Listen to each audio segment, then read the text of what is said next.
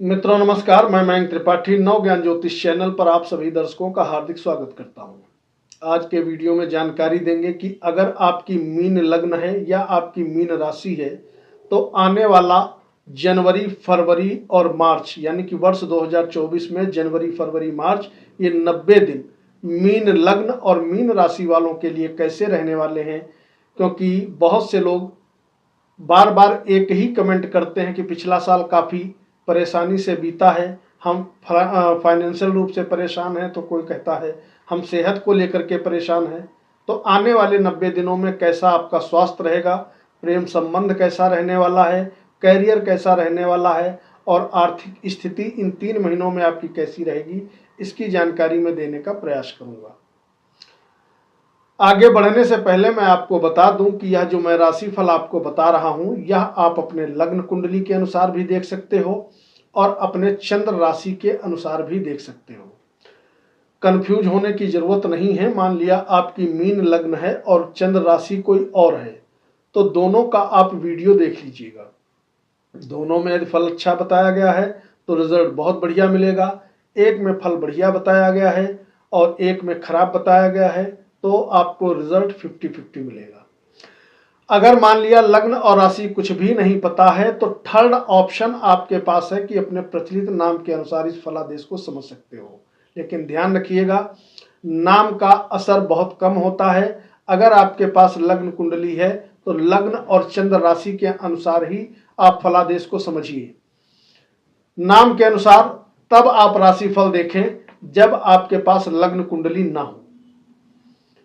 अब जानकारी देंगे पहले ग्रहों की तो आपके कुंडली में शुक्र देवता जो कि कुंडली में आपके अकारक होते हैं, तृतीयेश और अष्टमेश होते हैं, इनका गोचर भाग्य भाव से लगा करके 11वें भाव तक का रहने वाला है। माफ करिएगा, लग्न तक रहने वाला है। इसके बाद बात करेंगे बुध देवता की तो बुध देवता आपके कुंडली में दशम भाव से द्वितीय भाव तक का सफर तय करेंगे। गुरुदेव बृहस्पति पूर्णतः स्वस्थ अवस्था में हैं, किसी भी प्रकार से पीड़ित नहीं हैं। इनका गोचर आपके धन भाव पे इन 3 महीने रहने वाला है। और बचे शनि देवता तो ये आपको 7.5 का प्रभाव जरूर दे रहे हैं, लेकिन बीच में ये अस्त होंगे 12 फरवरी से लगा करके 17 मार्च तक। 1 महीने का ये जो समय रहेगा इस बीच शनि अस्त रहेंगे। आपके कुंडली में सूर्य देवता का जो गोचर है, इनका गोचर आपके 11वें भाव में, 12वें भाव में, लग्न में, दूसरे भाव में, इन जगहों पे होने वाला है इन 3 महीनों के अंदर।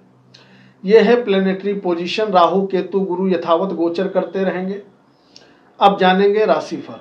तो सबसे पहले जानकारी देंगे उन व्यक्तियों की जो लोग नौकरी कर रहे हैं। तो चाहे नौकरी आपकी सरकारी हो चाहे आपकी प्राइवेट हो, आपको कहीं पे कोई दिक्कत वाली बात नहीं है। आप नौकरी करते रहिए, आपको उसका शुभ फल मिलता रहेगा। निश्चित तौर पे स्थितियां आपके अनुकूल बनी हुई हैं, कहीं कोई प्रॉब्लम नजर नहीं आ रही है। अगर नई नौकरी ढूंढ भी रहे हो तो भी आपके लिए स्थितियां इन 3 महीने बढ़िया बनी हुई हैं। नौकरी अगर प्रयास करोगे, तन मन से जुटोगे तो निश्चित तौर पे नई नौकरी भी मिल जाएगी और नौकरी में उन्नति होने के भी योग दिखाई पड़ रहे हैं। व्यापारियों के लिए 3 महीने का जो समय है बहुत सुंदर बना हुआ है, कहीं कोई टेंशन वाली बात नहीं है। व्यापार आपका बढ़िया तरीके से चलता हुआ दिखाई पड़ेगा। अगर कोई नया व्यापार करना चाहते हो तो जनवरी और फरवरी ये 2 महीने आपके लिए बहुत सुंदर हैं। इन 2 महीनों में कोई साइड बिजनेस या नया व्यापार डालिएगा। मार्च के महीने को अवॉइड करिएगा। मार्च के महीने में कोई नया व्यापार न डालें तो आपके लिए अच्छा रहेगा। अगर बात करें प्रेमी जोड़ों की तो प्रेमी जोड़ों के लिए 3 महीना उत्तम है, कहीं कोई दिक्कत नहीं है। प्रेम आपका बढ़िया चलता रहेगा। खाली शुरुआत के 10 दिन गड़बड़ हैं, 10-11 दिन जनवरी के, बाकी कोई दिक्कत नहीं है। प्रेम आपका बचा हुआ समय बढ़िया दिखाई पड़ेगा। इसके अलावा जो लोग किसी भी प्रकार से शेयर मार्केट में निवेश करते हैं तो उनके लिए भी 2 महीने बहुत अच्छे हैं। जनवरी का महीना और फरवरी का महीना। मार्च का महीना आपके लिए नरम रहने वाला है। मार्च में आप लंबे समय के लिए निवेश करें तो आपके लिए अच्छा है।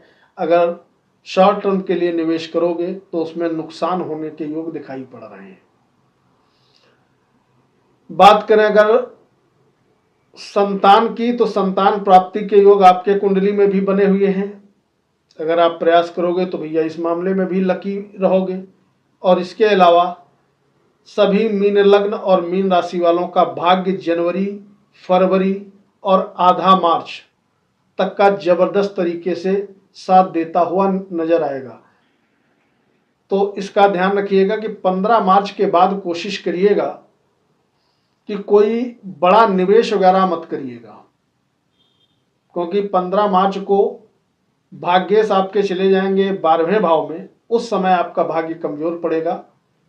बाकी भाग्य इस 90 दिनों में मान के चलो लगभग आपका 75 दिन तक का जबरदस्त तरीके से साथ निभाएगा।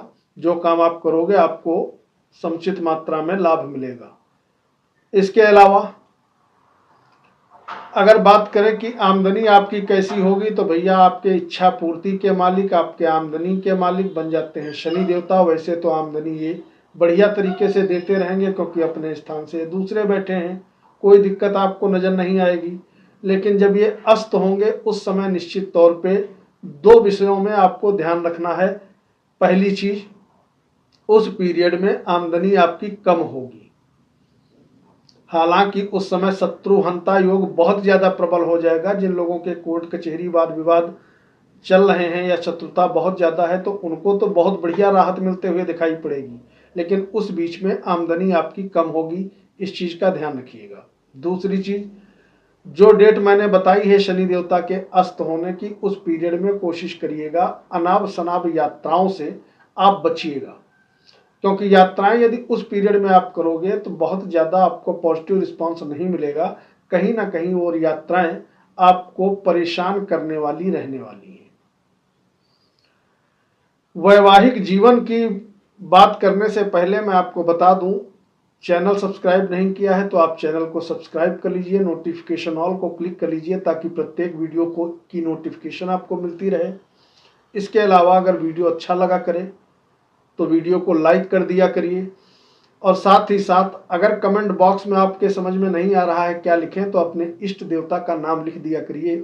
इसी बहाने आप इष्ट देवता का नाम भी ले लेंगे और थोड़ा वीडियो की रीच भी बढ़ जाएगी।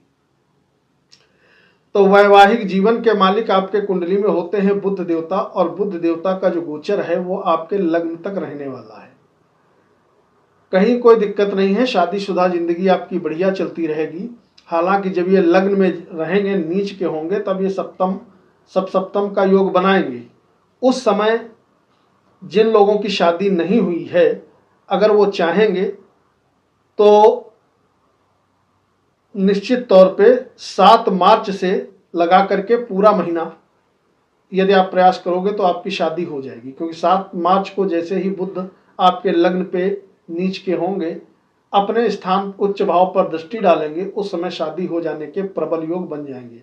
हालांकि आने वाले समय में शादी के योग तो पूरा साल बनेंगे, लेकिन मान के चलो 7 मार्च से शादी का योग पूरा साल बनेगा, क्योंकि शुरुआत में बुध देवता मेहरबान हो जाएंगे 7 मार्च को, और 7 मार्च के बाद गुरु देवता मेहरबान हो जाएंगे।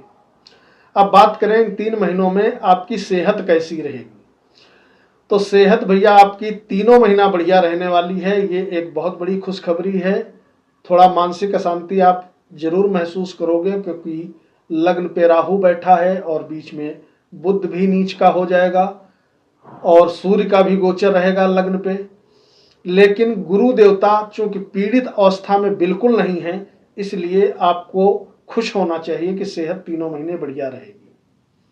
उपाय स्वरूप गुरु के मंत्रों का जप करना आपके लिए किसी वरदान से कम नहीं रहेगा, क्योंकि आने वाले समय में गुरु देवता बृहस्पति आपको इतना कुछ देने वाले हैं जितनी आप कल्पना नहीं किए होंगे। आपकी सभी कामनाएं, सभी इच्छाएं निश्चित तौर पे ये पूरी करने वाले हैं।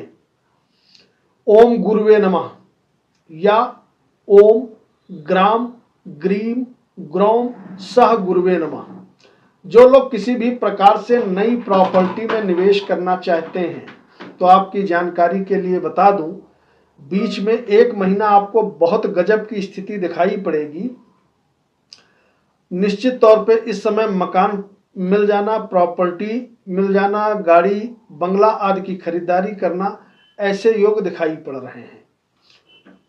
क्योंकि बुध देवता का जो मूवमेंट है ये आपके 10वें भाव में रहने वाला है शुरुआत में, और पूरा जनवरी ये आपके 10वें भाव में रहेंगे। 1 फरवरी में आपके 11वें भाव में जाएंगे। तो जनवरी और फरवरी इन 2 महीने में नया मकान मिलना, गाड़ी मिलना, प्रॉपर्टी डीलरों को फायदा, राजनीति से जुड़े लोगों को फायदा, सामाजिक कार्यकर्ताओं को फायदा, पार्लर, अकाउंटेंसी, इस प्रकार का कोई भी यदि आपका काम है या व्यापार है उसमें फायदा, ब्रोकरी आदि में फायदा।